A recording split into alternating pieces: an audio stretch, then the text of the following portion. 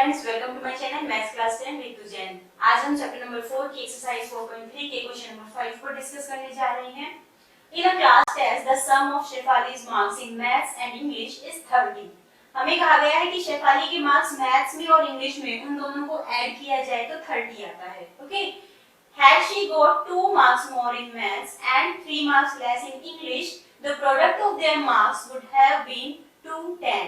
Okay, अगर उनके marks को मैथ्स में 2 बढ़ा दिए जाएं एंड इंग्लिश में 3 मार्क्स कम कर दिए जाएं, तो तब जो नए मार्क्स तैयार होते हैं उनको प्रोडक्ट करने पर 210 आता है। Okay, find her marks in the 2 subjects. तो हमें दोनों सब्जेक्ट्स में अलग-अलग मार्क्स बताने हैं। अभी हमारे पास उन दोनों मार्क्स का एडिशन है। ओके, ये 30 हमें दिया गया है।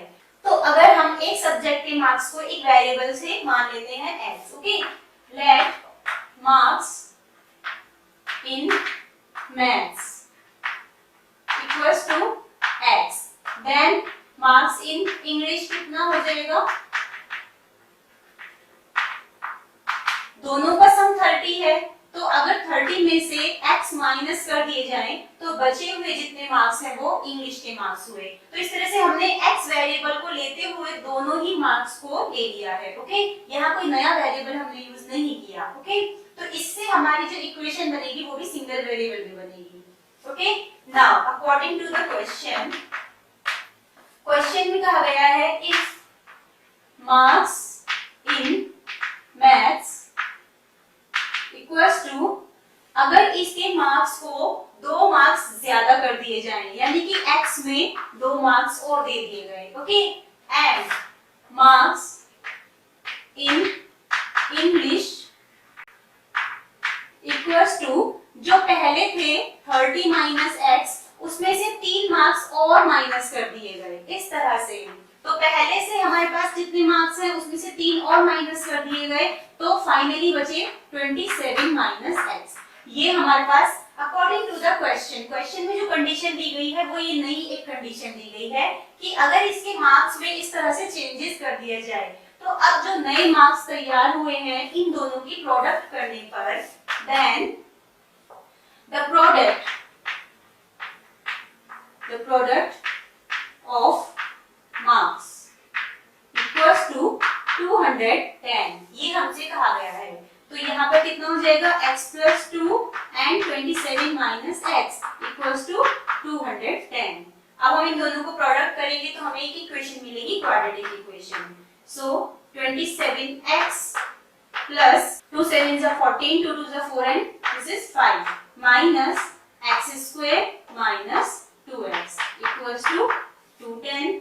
नाउ यहाँ पर ये माइनस एक्स स्क्वायर है, तो इनको सॉल्व करते टाइम हमें ये देखना होता है कि हमें जो एक्स स्क्वायर की टर्म है उसको पॉजिटिव रखना प्रेफर करते हैं। तो इन सभी टर्म्स को उठाकर हम आरएचएस में ले जाते हैं। ओके, नाउ 210 हमारे पास ऑलरेडी पॉजिटिव है एंड ये सभी उधर जाएंगे तो क्या हो जाएगा? माइनस 27x, ये पॉजिटिव था तो माइनस 54, ये माइनस है तो प्लस एक्स स्क्वायर एंड ये माइनस है तो ये भी प्लस 2x इक्वल्स टू 0।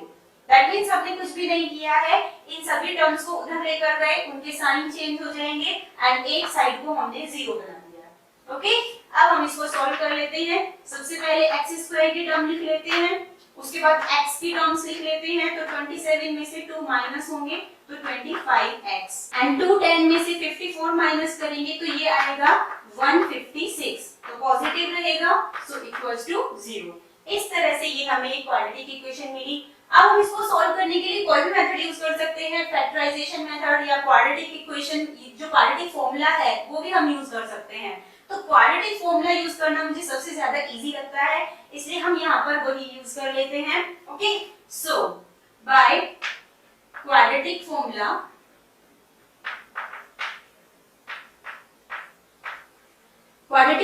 में x इक्वल्स टू क्या बताया जाता है? Minus B plus minus under root B square minus 4ac upon 2a।